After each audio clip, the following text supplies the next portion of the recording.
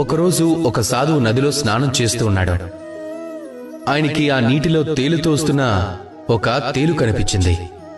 తేలు ప్రాణాలు కాపాడటం కోసం ఆయన దాన్ని తీసుకుని ఒడ్డున పెట్టాలని భావించాడు. ఎప్పుడైతే ఆయన ఇలా చేత్తో పట్టుకుని పైకి లేపాడో ఆ తేలు కుట్టింది ఆయన్ని.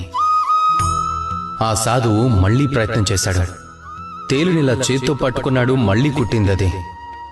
ఆయన మళ్లీ ప్రయత్నం చేస్తున్నప్పుడు శిష్యుడు తనని అడిగాడు, ఎందుకింత కష్టపడుతున్నారు గురుదేవా అని? ఏంటిదంతా? మీరు ఎవరి ప్రాణాలను కాపాడాలని ప్రయత్నిస్తున్నారో అదే మిమ్మల్ని కుడుతోంది. అప్పుడు గురుదేవులు సమాధానం ఇచ్చారు, అంత చిన్న తేలైనా సరే అది తన కర్మను ఆచరిస్తుంది. తన ప్రవృత్తిని, తన ప్రవర్తనని వదులుకోవడం లేదు. మరి నేనెలా వదులుకుంటాను చెప్పు? దీని అర్థం చాలా సులభం. లోకంలో కొంతమంది ఉంటారు, చెడ్డవారై ఉంటారు, దుష్టులై ఉంటారు. ఎవరు ఎంత చెప్పినా వారిలో మార్పు రాదు, ఎప్పటికీ వారిలో పరివర్తన కలగదు.